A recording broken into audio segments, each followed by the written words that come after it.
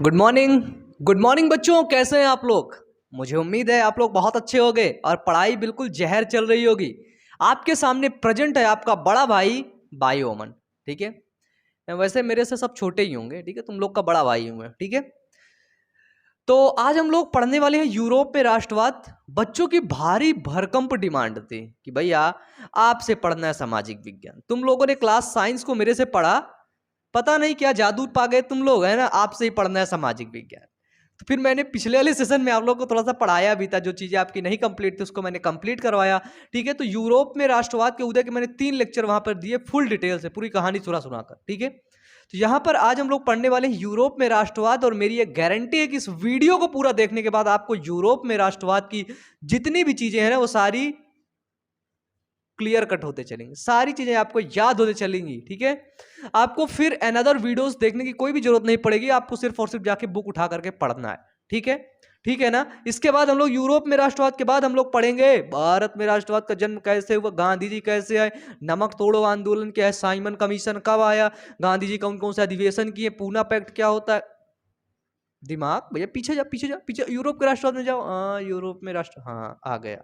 अब पढ़ेंगे हम लोग यूरोप में राष्ट्रवाद। ठीक है, तो यूरोप में राष्ट्रवाद के 3 लेक्चर हैं, आप लोग उनको जाकर के देख सकते हो, कहानी की तरह और सुन सकते हो। ठीक है, और यूरोप में राष्ट्रवाद में देखिए आज की जो मतलब वीडियो है ये स्क्रिप्टेड होगी। ठीक है, स्क्रिप्टेड मतलब मैं ज्यादा इधर उधर नहीं हटूंगा, क्योंकि ये बहुत ज्यादा मतलब इसमें कहानी के टाइप में इसको बताना है पूरे को। ठीक है, तो मैं इसको स्क्रिप्टेड इसलिए लेकर के आया हूं ताकि मैं अपने टॉपिक से हटूं नहीं, क्योंकि मैं अपने टॉपिक से बहुत जल्दी हट जाता हूं, आप लोगों को पता है। ठीक है, चलो सबसे पहले आपको पता होना चाहिए यूरोप।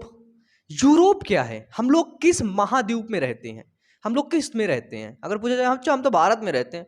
भारत, चाइना, पाकिस्तान, बांग्लादेश, ये सब किस में आते हैं, तो ये सब आते हैं एशिया महाद्वीप के अंदर। अच्छा जी, एशिया महाद्वीप के अंदर आते हैं, ठीक है। तो यूरोप जो है, यूरोप के अंदर भी कई देश आते हैं, जैसे फ्रांस हो गया, ब्रिटेन हो गया, ठीक है, जर्मनी हो गया, प्रसा हो गया, ऑस्ट्रिया हो गया, बेल्जियम हो गया, ये सभी क्या आते हैं, यूरोप के अंदर आते हैं। तो अगर आपसे पूछा जाए कि सबसे पहले, देख लो ये कहाँ गिर रहा है, अगर आपसे पूछा जाए कि सबसे पहले राष्ट्रवाद की भावना कहां पर जगी, तो सबसे पहले राष्ट्रवाद की जो भावना है, राष्ट्रवाद का मतलब क्या होता है, राष्ट्रवाद, राष्ट्रवाद, राष्ट्रवाद का मतलब क्या होता है कि अपने राष्ट्र के प्रति प्रेम, ठीक है, राष्ट्र के प्रति अपनापन, अपने प्रति नहीं, अपने घर के प्रति तो है ही है, ठीक है, लेकिन राष्ट्र के प्रति अपनापन, ठीक है, राष्ट्र के प्रति लगाव। तो ये सबसे पहले राष्ट्रवाद कहां शुरू होता है, तो सबसे पहले अपने राष्ट्र के प्रति जो लगाव होता है वो कहां पर शुरू होता है, तो वो यूरोप के अंदर शुरू होता है। और अगर पूछा जाए कि यूरोप के किस यूरोप के किस मतलब देश के अंदर शुरू होता है, तो वो सबसे पहले शुरू होता है फ्रांस के अंदर। कहां पे, फ्रांस के अंदर। फ्रांसीसी क्रांति, फ्रेंच रेवोल्यूशन अभी हम लोग पढ़ेंगे। ठीक है, तो राष्ट्रवाद का मतलब आप लोग समझ गए हैं कि अपने देश के प्रति अपनेपन की भावना, ठीक है, लोगों के अंदर अपनेपन की भावना। और ये भावना कैसे आएगी, ठीक है, राष्ट्र की भावना किस प्रकार से आएगी, राष्ट्र की जो भावना है वो किस प्रकार से लोगों के प्रति जगाना पड़ेगा। कैसे तुम एक राष्ट्र को कैसे इंडिकेट करोगे कि वो राष्ट्र है। अगर कोई देश चाइना में खड़ा है, उधर देखेगा, उधर देख, वो उधर देख, उधर देख पूरब की तरफ कौन है, तो चाइना वाला इसे देखेगा, अबे कौन है यार वो, बोले कि नहीं जानता उसे, तिरंगा झंडा नहीं दिख रहा तुझे, बोला चाइनीज, बोला छोटा, हाँ ये दिख तो रहा है तिरंगा झंडा, बोला वो तिरंगा झंडा मतलब भारत है, इधर कौन है, भारत है। अगर उसी चाइनीज के बगल में से आर्मी फोर्स जा रही थी, वो कह रही थी जय हिंद जय भारत, जय हिंद जय भारत, वंदे मातरम वंदे मातरम, चाइनीज समझ गया कि अबे भैया भागो, ये कौन है, ये भारतीय है, बहुत मारेगा बांध के अभी, है ना। चाइनीज भाग गया। उन लोगों ने क्या बताया, क्या कि मैं भारत का हूं, लोग ने बताया नहीं बताया। उन्होंने ध्वज लिया, राष्ट्रीय ध्वज लिया, और वो राष्ट्रीय ध्वज किसका प्रतीक है, वो भारत का प्रतीक है, क्योंकि वो राष्ट्रीय ध्वज मतलब पूरे भारत को लेकर के चल रहे हैं। जैसे आज मेरा जो सपना है, मेरा सपना ये है कि पूरा भारत एजुकेटेड हो। जितने भी लोग आज नहीं पढ़ लिख रहे हैं ना, वो पढ़ें। शिक्षा को आसान बनाने के लिए बायोमन मैं खुद इस प्लेटफॉर्म पर आया हूं। ठीक है, बहुत से लोग अपना सब्जेक्ट छोड़ दिए थे, बहुत से लोग क्या क्या कर दिए थे, लेकिन कुछ लोग मेरी वजह से पढ़ने आए हैं और मुझे बहुत दिल से मुझे बहुत खुशी मिलती है कि वो बच्चे आज मेरे साथ हैं, वो बच्चे पढ़ रहे हैं, वो बच्चे आगे निकल रहे हैं। ठीक है, क्योंकि देखो रास्ता बताना सबका काम होता है, ठीक है, चलना आपको पड़ेगा, लेकिन रास्ते बताने के भी लहजे होते हैं ना। ठीक है, हम बड़े प्यार से बताते, बाबू ऐसे जाना, ऐसे मुड़ जाना, ऐसे मुड़ के ऐसे मुड़ के ऐसे तुम पहुंच जाओगे, है ना, ऐसे हम बताते हैं। लोग बताए अबे चल तो सीधे चला जा, पहुंच जाएगा। स्कूल का टीचर कैसे पढ़ाएगा आपको, चल वो समझ में नहीं आएगा चीजें, ठीक है, वो करके पढ़ा देगा, है ना। अपन अगर स्कूल में भी कोचिंग में क्लासेस होती ना बिल्कुल मजे से, ठीक है, कम पढ़ो लेकिन याद करके पढ़ो। स्कूल टीचर बताएगा चल निकल जा, लेकिन हम बताए बाबू ऐसे जाना, ऐसे करके आना, ठीक है। चलो शुरू करते हैं, ठीक है। तो ये राष्ट्र की भावना वो चाइनीज कैसे समझ गया, वंदे मातरम कह रहे थे, है ना। हम लोग कुछ प्रतीक का उपयोग कर रहे हैं, किसका, कुछ प्रतीक का उपयोग कर रहे हैं, और कुछ हम लोग राष्ट्रीय ध्वज का उपयोग कर रहे हैं, ठीक है। तो इसी तरह राष्ट्र की भावना कैसे हुई कि कुछ उस राष्ट्र का कुछ प्रतीक हुआ, राष्ट्रीय ध्वज हुआ, कुछ गीत हुए, ठीक है, कुछ गीत होते हैं, राष्ट्रगान होते हैं, ठीक है, राष्ट्रगान। अगर कोई चीज जाकर के वो वहां बोल देता है तो आदमी वो समझ जाता है कि भैया ये इस देश का है, वो अपने देश को इंडिकेट करता है। अगर इंडियन आज बाहर के देश में जाएगा तो वो ये नहीं बताएगा कि मैं प्रयागराज से हूँ, मैं यहाँ से हूँ, नहीं, वो बोलेगा आई एम इंडियन, मैं एक इंडियन हूँ, मैं भारतीय हूँ। अगर वो झंडा लिए रहेगा लोग समझ जाएंगे अरे ये तो भारतीय है, इसे ना मारो, ना इसकी आर्मी आएगी तो घुस घुस के बहुत मारेगी, है ना। चलो फिर क्या होता है, राष्ट्रवाद समझ गए ना, यानी कि सामूहिक पहचान की भावना, ठीक है, सामूहिक पहचान की भावना जब लोगों के अंदर होती है, ठीक है, क्या होती है, सामूहिक पहचान की भावना जब लोगों के अंदर होती है तभी राष्ट्रवाद का जन्म होता है। जैसे जम्मू कश्मीर में जो हमारे आर्मी के फोर्सेस लड़ने जाते हैं तो वहाँ पर आप लोगों ने देखा होगा कि वहाँ पर कई कई राज्य से जो आर्मी के जो ट्रेनर हैं, मतलब आर्मी से जो लेते हैं, है ना, जॉब में जाते हैं तो कई कई राज्य से होते हैं, लेकिन वो वहाँ जा कर के जम्मू कश्मीर के अंदर जा कर के गले लगा करके बैठते हैं, यार मैं भी, यार तुम भी, है ना। क्यों, क्योंकि ये सामूहिक पहचान की भावना है कि भैया यार तुम, ऐसा तो है नहीं कि पाकिस्तान वाला उधर टहल रहा था बंदूक ले उसको गले लगा जाए, आजा भैया आजा, ऐसे थोड़ी ना करेंगे, नहीं ना, अपने पास यार दोस्त अगर ये देखे तो मार देना इसे, है ना। तो ये क्या है, ये सामूहिक पहचान की भावना है कि भैया हम इधर के हैं, हमें ये है, हमारा राष्ट्र ये है, भारत माता ये है, और भारत माता के लिए हम कुछ भी कर सकते हैं, ठीक है। आज हम लोगों में शुरू हुआ, हम लोगों में अभी शुरू, मतलब अभी क्या मतलब फ्रांस के बाद शुरू हुआ, लेकिन सबसे पहले ये जो भावना शुरू हुई ना, कहां पे शुरू हुई, इसका उदय कहां हुआ, तो इसका उदय हुआ फ्रांस के अंदर, ठीक है। सबसे पहले किसका राज था, सोचो, पीछे जाओ पीछे जाओ पीछे जाओ, सबसे पहले कौन सा राज करता था, राजा राज करते थे। राजा क्या करते थे, जिसको मनचाहा मारते थे, कूटते थे, पीटते थे, फांसी दे देते, तलवार से गर्दन छाए से उड़ा देते थे। उसके बाद राजा वाजा हटे, मुगल उगल आए, फिर और भी चीजें चलती गई, फिर लोग कब्जा करने लगे एक दूसरे पर ना, जो एक उपनिवेशवाद आ गए। उपनिवेशवाद मतलब जो शक्तिशाली देश है वो गरीब देश पर कब्जा कर लेता था, है ना, कम शक्तिशाली देश पर। अब देखो क्या होता है, तो ये चीजें सबसे पहले कहाँ पे शुरू हुई, फ्रांस के अंदर शुरू होती है, ठीक है। तो ये कब शुरू होती है, तो ये बात है 19वीं सदी की यूरोप के अंदर। कब की बात है, 19वीं सदी की। तो ये चीजें शुरू होती हैं, जो राष्ट्रवाद की जो घटना शुरू होती है। मैं भारत का एग्जाम्पल दिया था, ठीक है, लेकिन शुरू हुई सबसे पहले यहाँ के, ठीक है, यूरोप के अंदर, ठीक है। यूरोप के अंदर क्या होता है, तो ये सारी चीजें शुरू होती हैं, क्यों, क्योंकि वहां पर यूरोप के कई राज्य थे, है ना, कई राज्य थे।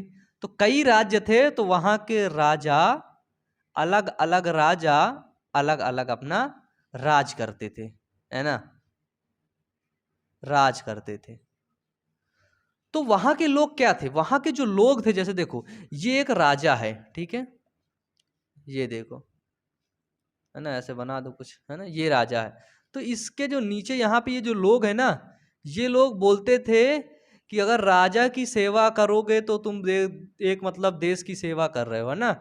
अगर इस राजा को कोई बोल देता था तो ये लोग उससे लड़ने के लिए सब तैयार हो जाते थे, एक आंखी वाले लोग, है ना, है ना, ये लोग सब उस राजा के लड़ने के लिए तैयार हो जाते थे। मैं राजा को बोल दिया, मारने चलो उसको कूटने चलो, ठीक है, ऐसा होता था। तो ये राजा अलग अलग राज्य में एक एक दो राजा मिलके खूब राज्य करते थे, है ना। राजा राज करते चलो ठीक, कोई बात नहीं, लेकिन राजा ना शोषण करते थे, है ना, शोषण करते थे, परेशान करते थे, ठीक है, तंग करते थे। किसको करते थे? तो वो करते थे गरीब को, ठीक है, गरीब को जो बिल्कुल निम्न वर्गीय है, ठीक है, मजदूर को काम करवा लेते थे, पैसा नहीं देते थे, मारते थे, है ना। राजा भी शोषण करते थे और राजा अपना हक, मालिकाना हक देते थे जमींदारों को। जमींदार समझ रहे हो ना, जमींदार मतलब जो वहाँ के बड़े लोग होते थे, जमीन जिसके पास बहुत ज़्यादा हुआ करते, तो अपना मालिकाना हक राजा को, यानी कि राजा अगर छुट्टी पे तो जमींदार फिर इन पर राज करेगा, जमींदार इनको कूटेगा बलबर, है ना। तो राजा राज करते थे, इनका शोषण करते थे, लोगों को परेशान करते थे, ठीक है, लेकिन फिर भी लोग अपने राजा से प्यार करते थे। क्यों? क्योंकि उनको पता था, इन लोगों को यही पता था कि भाई ये राजा, हमारा यही काम है इसी राजा से प्यार करना, क्योंकि अगर हमें कोई दूसरा राजा उठा ले गए तो वो बहुत हमें मारेगा, है ना। इसलिए ये राजा हमें अभी कुछ नहीं कर रहा, हमें नहीं मारा है, ठीक है, कोई बात नहीं, इसके कान भी बना देना, ये देखो, इसको समझ लो, नहीं तो यार कार्टून लगने लगा इसको फ्रांस का राजा समझ लेते, ठीक है। तो देखो क्या होता है, तो यहाँ पे क्या होता है, राजा जब राज्य करते थे तो बताओ क्या राजतंत्र आएगा कि प्रजातंत्र आएगा? बिल्कुल सही बोल रहे हो आप लोग, राजतंत्र आएगा। राजतंत्र का मतलब राजा आ रहा है भैया और राजा राज कर रहा है ना, राजा का राज है राजतंत्र। प्रजातंत्र मतलब, प्रजातंत्र मतलब जब प्रजा, प्रजा मतलब लोकतंत्र या प्रजातंत्र का मतलब, प्रजा मतलब होते हैं जो वहाँ पे लोग रहते हैं, उनके द्वारा जो शासन किया जाता है, उनमें से कोई एक आता है, वो लोग चुनते हैं कि भैया तू जा, तू शासन कर, वो चुनते हैं, उसके बाद होता है वो प्रजातंत्र, ठीक है। लोकतंत्र प्रजातंत्र में अंदर समझ गए आप लोग। तो यहाँ पे क्या था, यहाँ पे राजतंत्र का शासन हुआ करता था, है ना। और राजतंत्र के शासन के बारे में आपको पता चली गया, शोषण, परेशान, तंग, गरीब मजदूर को ऐसे लोग किया करते थे, ठीक है। तभी 19वीं सदी के अंदर ना लोगों के अंदर परिवर्तन आने लगा, है ना। लोग देखने लगे, जब ये शोषण, परेशानी हो गई ना, तो इससे लोग बहुत ज़्यादा परेशान हो गए, ठीक है, परिवर्तन आने गया, तभी लोगों में राष्ट्रवाद की भावना आने लगी। 19वीं सदी में ही जब परिवर्तन आया तो यहाँ से तभी लोगों में राष्ट्रवाद की भावना आई, है ना। चुपचाप सुनो इसे, जो पॉइंट है उसको लिख सकते हो, राष्ट्रवाद की भावना आई। सुनो कहानी, चैप्टर पढ़, एक बार कहानी सुन लोगे, जब चैप्टर तुम पढ़ोगे ना, तुमको एक एक चीजें क्लियर होंगी, फिर तुम्हें कुछ पढ़ने की जरूरत नहीं होगी, ठीक है, कोई खास पढ़ने की जरूरत नहीं होगी, ठीक है। तो सभी लोगों में राष्ट्र की भावना आने लगी, ठीक है। फिर यहीं से एक नए राष्ट्र के निर्माण की प्रक्रिया शुरू होती। जब लोगों के अंदर भावनाएं आई तो यहीं से क्या होती है, नए राष्ट्र के निर्माण की प्रक्रिया, निर्माण की प्रक्रिया शुरू होती है। एक नया राष्ट्र बनता है, यानी कि उसके राजा को हटा दिया जाता है, राजा को मार भगा दिया जाता है, ठीक है। वो कौन सा होता है, तो सन 1789 के अंदर क्या हुआ था, मुझे कोई बता सकता है? मेरे कुछ पुराने बच्चे बता सकते जिन लोगों ने पढ़ रखा था, बताओ 1789 के अंदर क्या हुआ था, बता सकते हो? समोसा पार्टी मेरी तरफ से, डबल्स पार्टी, मैं थोड़ा सा बैठा रहा हूँ यहीं पे, बताओ, बता सकते हो? फ्रेंच रेवोल्यूशन नाम सुने हो, 11th में पढ़े होगे, वो सॉरी 11th कहा, 9th के अंदर, 9th के अंदर पढ़े होगे, उठता 9th के अंदर हो गए। 1789 के अंदर हुई थी फ्रांसीसी क्रांति। क्या हुई थी?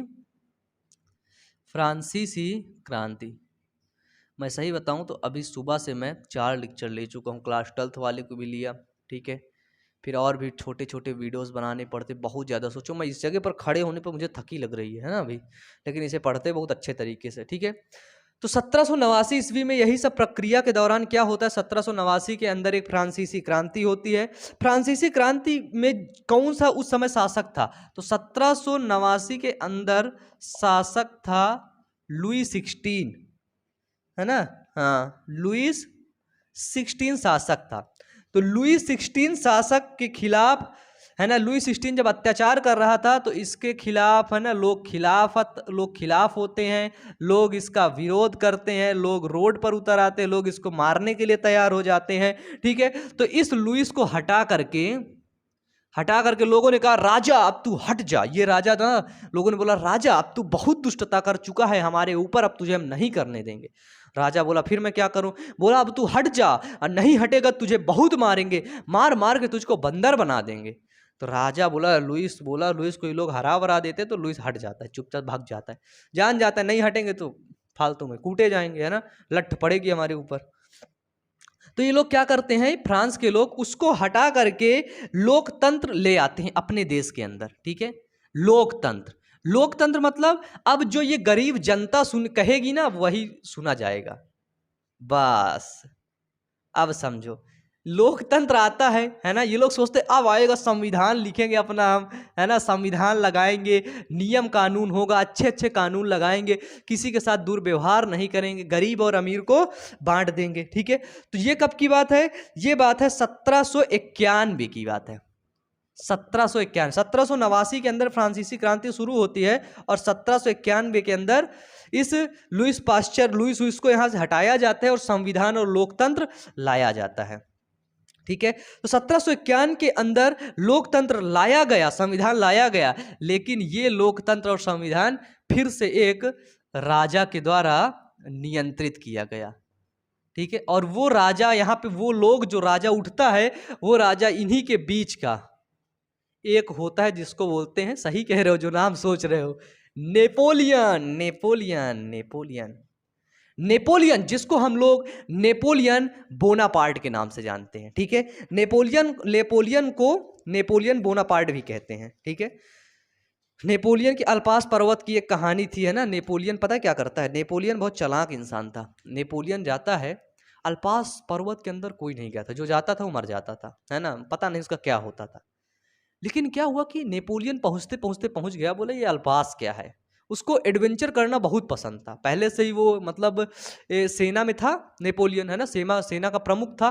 उसने कई अपने मतलब दिमाग से, अपने, है ना, इस दिमाग से उसने कई बड़े बड़े युद्धों को बिल्कुल चुटकियों में जीत लिया नेपोलियन। जब वो बड़े बड़े युद्धों को यूं जीता चुटकियों में, तो नेपोलियन इन सभी अनपढ़ों के बीच में राजा बन गया, है ना। नेपोलियन बोले यार नेपोलियन बड़ा अच्छा आदमी है, नेपोलियन तू तो ग्रेट है यार, ठीक है। तो जब यहाँ पे लोकतंत्र संविधान आया तो बोले भैया हमारे बीच में कौन सा जाएगा, तो नेपोलियन बोला मैं जाऊंगा। वाह वाह वाह, ये देखो नेपोलियन, फोटो देखेगा तो खुश हो जाएगा, ये देखो नेपोलियन बोला मैं जाऊंगा और मैं इस देश को चलाऊंगा, है ना, ठीक है। लोगों ने मान लिया, ठीक है, लोगों ने माना कि भैया ठीक है नेपोलियन अब तुम ही चलाना, ठीक है। क्यों, क्योंकि फ्रांस के अंदर अब प्रजातंत्र की स्थापना हो गई थी। प्रजा मतलब अब लोगों का शासन आ गया था, लोग जो कहेंगे वही होगा, ठीक है। चलो अब क्या होता है, नेपोलियन की कहानी सुना दूं। अल्पास पर्वत श्रृंखला के अंदर कोई नहीं गया था, लेकिन नेपोलियन को हमेशा एडवेंचर करना था, हमेशा कुछ बड़ा करना था, ठीक है। अल्पास पर्वत के निकट खड़ा हो जाता है और तो देखता है अल्पास है ये, ठीक है। तो वहां से एक दादी अम्मा गुजरती है। लोग अल्पास पर्वत जाने से ना वो होते थे, डरते थे कि वहां जाएंगे तो पता नहीं क्या हो जाएगा हमारे साथ, हम बच के वापस नहीं आएंगे। दादी अम्मा गुजरती, बोलती कहाँ जा रहा है। नेपोलियन बोला दादी अम्मा मैं जा रहा हूँ यही अल्पास जो है ना अपना, ये अल्पास उसी को उसके उस पार जा रहा हूँ। दादी अम्मा की आँख ऐसे खुल गई, बोली अबे पागल हो रहा है तू आखिरकार है कौन, पगला गया है। नेपोलियन में जो वो अल्पास में जो गया है वो सब मर गए हैं, वो कोई जिंदा वापस आकर के वहां से नहीं आया है। तो चल दिया है, बड़ा आया तो अल्पास में जाने वाला, चल जा लौट जा वापस पीछे। नेपोलियन बोला दादी रुको, कूल डाउन, रिलैक्स दादी रिलैक्स। दादी बोली यार ये क्या सीन चल रहा है। बोले हाँ बोल क्या हुआ। बोले देखो मैं इस पर्वत को लांग जाऊंगा, मैं इस पर्वत के ऊपर चढ़ जाऊंगा, जब वापस आऊंगा ना तब तुम ही पूरे देश को बताना कि नेपोलियन तुम ही मेरा जय जयकार करना। अपने गले का माला उठा के दादी के अम्मा ऊपर डाल देता है कि अम्मा मैं चलता हूँ, अम्मा बाय बाय बाय बाय। दादी अम्मा से बाय करके निकल लेता है।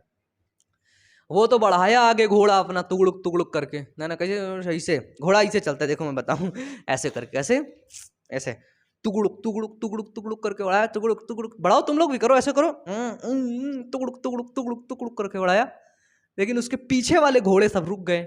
बढ़ाओ बढ़ाओ बोलो, करो करो, ऐसे उड़ाया। उसके पीछे वाले घोड़े रुक गए तो ऐसे लगाम पकड़ा है, देखा अबे सैनिक तुम रुक काहे गए। बोला अबे क्या हुआ। सैनिक बोले हम ना जा रहे हैं, लगाम छोड़ दो, छोड़ो तुम लोग भी, छोड़ दिए ना, लगाम छोड़ दो, वापस आओ। गया, क्या बात है, सैनिकों से मिला, मतलब अब मैं सैनिक की तरफ। नेपोलियन बोला क्या बात है सैनिक, आप लोग क्यों नहीं जा रहे हो। सैनिक बोला देख भैया तो वहाँ मरना नहीं है मुके, वहाँ जा वाके हम ना मरब, सब पीछे। नेपोलियन बोला यार हम अकेले तो जा नहीं सकते। बोला ठीक है। बोले काम करो, ये अल्पास तो नहीं है, अल्पास बहुत बड़ा पर्वत है, इसके आगे वाला पर्वत अल्पास है। किसी ने अल्पास को देखा? तो भैया हम लोग नाम सुने थे, देखे हुए कोई थे ही नहीं।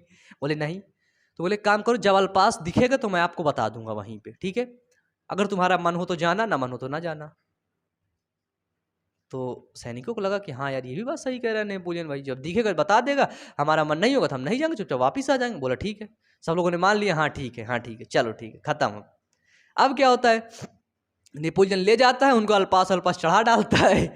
अब जब देखता है अल्पास पर्वत चढ़ जाते हैं, देखते हैं कोई पर्वत ही नहीं दूर दूर तक। सैनिक पूछते हैं कि अरे नेपोलियन चाचा अल्पास कहाँ गया? तो नेपोलियन बोलता है जिस तुम पर्वत से चढ़ आए हो ना, यही है अल्पास, और तुमने विजय प्राप्त कर ली है। तुम लोगों ने ना, तुम लोगों के अंदर बहुत साहस है जो तुमने अल्पास पर्वत को लांघ लिया है। अब तुम जा करके दुनिया भर में डंका बजाओगे कि हमने अल्पास चढ़ा है, नेपोलियन ने हमें अल्पास में ले गए, नेपोलियन हमें अल्पास में चढ़ाए हैं, अल्पास के हमें ट्रैवल कराए हैं। ये होता है, ठीक है। तो हमेशा नेपोलियन दिमाग से काम लेता है। तो जब यहाँ पर प्रजातंत्र आया, लोकतंत्र आया, संविधान बना, तो यहाँ पे नेपोलियन का उदय हो गया। नेपोलियन चाचा को बोला यार यही ठीक ठाक आदमी है, इसी को बना दो, है ना। तो जब होता है, देखो नेपोलियन की बात आगे आती है, तो फ्रांस की क्रांति को हम सबसे पहले समझ लेते हैं। फ्रांस की क्रांति क्या होती है, जो 1789 के अंदर होती है। तो इसको मिटा दूं, इसको मिटा देते हैं, तो आप लोग इसको लिख सकते हैं, इसको मिटा देते हैं, फिर आगे बढ़ते हैं, ठीक है। फिर हम लोग जानेंगे नेपोलियन के बारे में। ये बहुत बड़ी क्रांति थी, सोचो यहीं से क्या हुआ, यहीं से राष्ट्रवाद की भावना जागृत हुई। और ये राष्ट्रवाद की भावना कोई एक दिन के अंदर जागृत नहीं हो जाती कि आज तुम सोए कल सुबह उठे तो सबके अंदर राष्ट्रवाद की भावना जगी, नहीं, ऐसा नहीं, ठीक है। अब आता है, हम लोग देखते हैं फ्रांसीसी क्रांति, जिसको हम लोग बोलते हैं फ्रेंच रेवोल्यूशन, 1789, ठीक है। 1789 के अंदर जब फ्रांसीसी क्रांति होती है, तो फ्रांस के लोगों में क्या हुई, सामूहिक पहचान की भावना हो जाती है ना। फ्रांस जो अलग अलग उसमें बटा था, तो उसको सबको एक किया जाता है, और वहाँ की भाषा एक कर दी जाती है, फ्रेंच, ठीक है। लोगों को बोल दिया जाता है भैया अब तुम लोग फ्रेंच भाषा को बोलोगे, ठीक है। जब फ्रांसीसी क्रांति होती है, तो अब यहाँ पर लोगों के अंदर क्या होता है, लोगों के अंदर सामूहिक पहचान की भावना, लोगों के अंदर क्या होता है, देशभक्ति की भावना आने लगती है, ठीक है। क्या होता है, तो है ना, लोगों के अंदर देशभक्ति की भावना आने लगती है। फ्रेंच भाषा को राष्ट्रभाषा के रूप में दर्जा मिल जाता है ना। इसको बोल देते हैं कि ये राष्ट्रभाषा है, इसी को बोलो, जैसे हिंदी मातृभाषा है ना। तो राष्ट्रभाषा के रूप में इसको दर्जा मिल जाता है, ठीक है, राष्ट्रभाषा के रूप में। जब ये देशभक्ति की भावना यहाँ पर शुरू हो जाती है ना, देशभक्ति की चीज़ें यहाँ पर जब फ्रांस के अंदर शुरू होती है, सबसे पहले सोचो फ्रांस के अंदर ये चीज़ें शुरू हुई थी, और कहीं नहीं होती, फ्रांस के अंदर, ठीक है।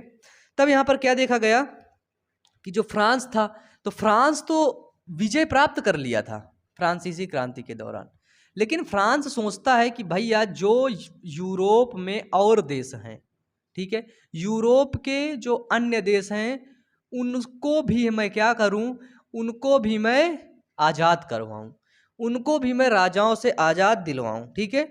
तो फ्रांस के सैनिक जो थे ना, फ्रांस जब सोचा अन्य देश के लिए, तो फ्रांस के जो सैनिक हैं वो क्या करते हैं, वो यूरोप के देशों में जाते हैं, यूरोप और अन्य देशों में सैनिक क्या करते हैं, सैनिक जाते हैं, ठीक है। और इन सैनिक के अंदर प्रशिक्षित लोग, छात्र छात्राएं, ठीक है, इनको क्या किया जाता है, तो इनको प्रशिक्षित किया जाता है, इनको बताया जाता है, ठीक है, इनको देश के बारे में बताया जाता है। और जब ये बात होती है 1790 की बात है, 1790 के अंदर ये सैनिक क्या करते हैं, सैनिक इस देश के अंदर जाते हैं, लोगों को शिक्षित करते हैं, बताते हैं, ठीक है। और वहाँ पर जा करके एक जैकोबिन क्लब का निर्माण करते हैं, ठीक है, याद रखना, जैकोबिन क्लब का निर्माण करते हैं। वहाँ पे क्या करते हैं, वहाँ पे प्रशिक्षित करते हैं, लोगों को बताते हैं, समझाते हैं कि भैया हमारा ये राष्ट्र है, राजा वाजा को हटाओ और एक राष्ट्र को लाओ, ठीक है। तो एक क्या होता है, जैकोबिन क्लब बनाया जाता है, ठीक है। क्यों बनाया जाता है, ताकि यूरोप के अन्य देश, ठीक है, यूरोप के अन्य देशों को आज़ादी दिला सके। ठीक है, सोचो, फ्रांस ये सोच रहा था कि यूरोप के हम अन्य राजाओं से, जो यूरोप के अंदर जो राजा राज कर रहे हैं, हम उनसे आज़ादी दिला सके। फ्रांस ये सोच रहा था। जैसे हॉलैंड है, बेल्जियम है, स्विट्जरलैंड है, इटली है। ठीक है, आप लोग लिख सकते हैं हॉलैंड, बेल्जियम, स्विट्जरलैंड, इटली। ठीक है, ये चीज़ें आप लोग लिख सकते हैं।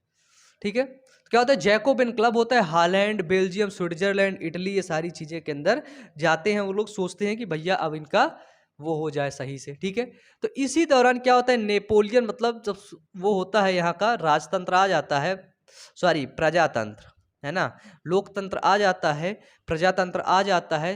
ठीक है, तब क्या होता है, नेपोलियन की कहानी होती है। नेपोलियन यहाँ पे राजा, नेपोलियन को शासक कब बनाया जाता है, 1804 से 1815 तक नेपोलियन यहाँ का शासक रहता है। कहाँ का, फ्रांस का। ठीक है, नेपोलियन कब से कब तक रहता है, तो ये बहुत ज़्यादा है। ठीक है, लेकिन जब नेपोलियन को शासक बनाया जाता है फ्रांस का, तो ये संविधान यहाँ पे नहीं आता है, फिर वही ये राजा बन जाता है। नेपोलियन क्या करता है, नेपोलियन राजा बन जाता है। लेकिन जो सबसे पहले जो राजा था, लुईस 16, ठीक है, वो बड़ा क्रूर था, है ना, वो बड़ा दुष्ट टाइप का था। लेकिन नेपोलियन जो राजा बनता है, वो नेपोलियन अच्छा राजा बनता है ना। तो नेपोलियन ने क्या किया, नेपोलियन राजा बन गए, यानी कि फिर इसने प्रजातंत्र को समाप्त कर दिया।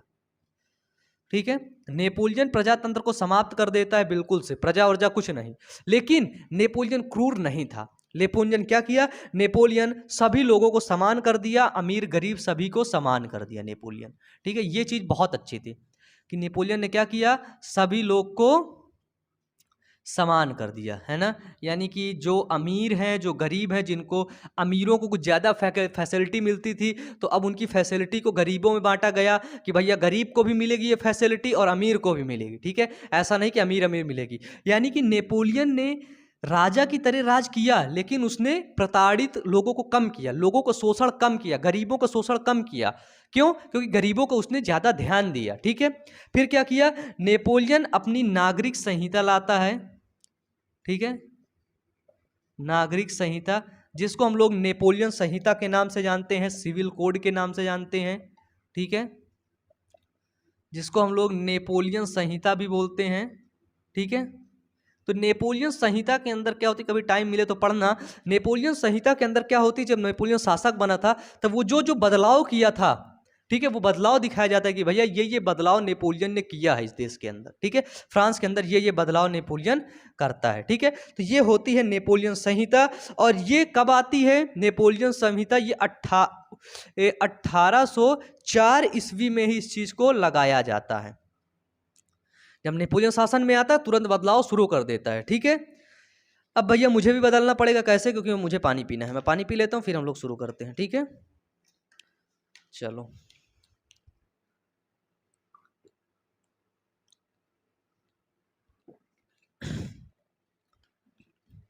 पता है, पानी अभी गया है, अभी सच में बहुत गर्मी लगेगी, अब तो हमको गर्मा लगेगा, है ना, गर्मा लगेगा, लेकिन हमें इसको बहुत अच्छे तरीके से पढ़ना है। ठीक है, नेपोलियन संहिता, नेपोलियन क्या करता है, तो हमें नेपोलियन पता चल गया कि नेपोलियन फ्रांस के अंदर बहुत ढेर सारे बदलाव करता है। ठीक है, नेपोलियन फ्रांस के जो राजा हैं, फ्रांस की जो प्रजा है उसको प्रताड़ित नहीं करता है, फ्रांस के अंदर वो बदलाव करता है। और नेपोलियन फ्रांस के जो आसपास के इलाके हैं ना, वहाँ भी पहुँचता है, आसपास के इलाकों में भी वो बदलाव करता है। ठीक है, वहीं पे आसपास के इलाकों में तभी तो नेपोलियन जैकोबिन क्लब को घुसाता है। ठीक है, अब देखो क्या होता है, यहाँ पे एक सामंती व्यवस्था थी। ठीक है, नेपोलियन जब शासन में आया था, तो यहाँ पर सामंती व्यवस्था थी। सामंती व्यवस्था का मतलब क्या होता है कि जो जमींदार होते हैं वो गरीबों से, मजदूरों से टैक्स लेते हैं। जमींदार गरीबों से, मजदूरों से क्या लेते हैं, टैक्स लेते हैं। फिर उस टैक्स को कहाँ तक पहुँचाते हैं, तो उस टैक्स को राजा तक पहुँचाते हैं। ठीक है, लेकिन ये जो सामंती व्यवस्था थी ना, नेपोलियन ने इस सामंती व्यवस्था को हटा दिया। बोला जमींदार टैक्स नहीं लेगा, वो सीधे टैक्स राजा को जाएगा। ठीक है, जो बीच में ब्रोकर का काम कर रहा है जमींदार, अब वो नहीं करेगा। ठीक है, सीधे टैक्स कहाँ को आएगा? सीधे टैक्स राजा को आएगा। सामंती व्यवस्था खत्म की, लोग और खुश हो गए कि यार नेपोलियन सच में अच्छा है। ठीक है, नेपोलियन जब आया तो किसानों के टैक्स को हटा दिया, है ना, किसानों के मस्त जोक मारा रे, ये हंस रे हलकट हंस। जैसा मैं यहाँ पे पढ़ा रहा था आप लोगों को, ठीक है, किसानों के टैक्स को हटा दिया, यहाँ तक मैं चला। लेकिन बाद में क्या होता है, थोड़ा सा सुन लीजिएगा। वो एक इसके पहले आप एक जोक लगाए होंगे। ठीक है, हाँ ठीक, इस एडिटिंग में आप देखिएगा। ठीक है, तो क्या होता है सुनो, कि कुछ टेक्निकल इशू आ जाता है कैमरे के अंदर, जो क्या होता है रिकॉर्डिंग नहीं सही करता है। ठीक है, तो हमारे भाई साहब बाहर टहलने चले गए थे। मैंने आपको बताया कि यहाँ पे मैं ये जो लेक्चर ले रहा हूँ, ये एक्चुअली हम लोग कैमरा की टेस्टिंग कर रहे हैं। ये किसी दूसरे के स्टूडियो में आया हूँ, और उन सर का मैं नाम यहाँ पे नहीं बता सकता हूँ, ना स्टूडियो का नाम बताऊँगा, ना उनके चैनल का। ठीक है, कभी बाद में फिर उनसे मैं आपकी मुलाकात करवाऊँगा। तो ये जो कैमरा है, ये कैमरा है DSLR। ठीक है, तो हम लोग, ये मेरा पहला वीडियो है DSLR के अंदर। ठीक है, तो उसकी हम लोग प्रैक्टिस करने, मतलब रिकॉर्डिंग लेने के लिए आए। ठीक है, तो कुछ टेक्निकल इशू हो जाने की वजह से मैं इतनी सारी चीज़ें आपको पढ़ा दिया 15 मिनट के अंदर, 15 मिनट में। ठीक है, लेकिन वो रिकॉर्ड नहीं हो पाया। ठीक है, फिर जब सर देखते हैं कि थोड़ा सा प्रॉब्लम हो गई है, तो सर बताते हैं, इन्फॉर्म करते हैं, फिर जिससे क्लास रुकती है। ठीक है, अचानक से वो कट गई थी। तो अब हम लोग फिर से कंटिन्यू करेंगे। तो जब नेपोलियन आया तो उसने क्या किया, तो उसने किसानों के टैक्स को हटा दिया। ठीक है, क्या था वहाँ पे कि अलग अलग मुद्रा चलती थी। ठीक है, जो शासन वहाँ पे चल रहा था उस समय का, तो उसके आसपास में अलग अलग मुद्रा चलती, जो मुद्रा थी वो सब अलग अलग थी। ठीक है, फ्रांस, अगर यहाँ पे फ्रांस कई भागों में बटा था, तो वहाँ पे अलग, वहाँ पे अलग, वहाँ पे, तो लोगों को अव्यवस्था होती थी यार। अलग अलग मुद्रा चलेगी तो जाहिर सी बात है अव्यवस्था होगी। तो जब वहाँ पर लोगों को अव्यवस्था होने लगी ना, तो नेपोलियन ने क्या किया, वहाँ पे समान मुद्रा चलवा दिया। और अगर पूछा जाए आपसे, नेपोलियन जो मुद्रा वहाँ की थी, फ्रांस की मुद्रा, उसको बोलते थे लिब्रे बोलते थे। ठीक है, क्या बोलते थे? लिब्रे। सोचो, मैं देखो सब कुछ पढ़ा डाला, लिब्रे बोलते। फिर से पढ़ा देता हूँ, कोई बात नहीं। आप लोगों के लिए ना, सच बताऊँ तो जान हाजिर है। ठीक है, कुछ भी प्रॉब्लम नहीं होगी। पूरा चैप्टर पढ़ाऊंगा, बहुत अच्छे तरीके से पढ़ाऊंगा, पूरा समझ में आएगा आपको। ठीक है, कहानी की तरह से पढ़ेंगे। फिर क्या होता है, सभी चीज़ें हो ही रही थी, तो अब ये सभी लोग क्या होते हैं, ये जो सभी लोग वहाँ पे नहीं बने, ये जो सभी लोग होते हैं ना, ये लोग है ना, ये सभी लोग क्या होते हैं, नेपोलियन से हैप्पी हो जाते हैं। सभी लोग नेपोलियन से खुश होते हैं कि वाह नेपोलियन बहुत अच्छा है, बहुत अच्छा है, नेपोलियन बहुत अच्छा काम कर रहा था। नेपोलियन यहाँ पे फ्रांस के अंदर बहुत अच्छा काम कर रहा था, लेकिन उसके आसपास के जो देश थे, जैसे ऑस्ट्रिया था, प्रसा था, ब्रिटेन था, रूस था, ये सब देश क्या करने लगे, ये सब देश की नज़र पड़ने लगी कि भैया ये फ्रांस का शासक जो है ना, ये बहुत अच्छी अच्छी चीज़ें कर रहा है, ये सब चीज़ें बदल रहा है, राष्ट्रवाद की भावना इन लोगों के अंदर है। ठीक है, तो बोला कि इनको दबाया जाए। तो नेपोलियन उसी समय गलती कर देता है। नेपोलियन को जब मैंने आपको बताया कि यहाँ पर जैकोबिन क्लब की स्थापना की थी, यहाँ के जो फ्रांसीसी सैनिक थे वो दूसरे देश के अंदर जाते थे, यूरोप के अन्य देशों के अंदर जैकोबिन क्लब करते थे।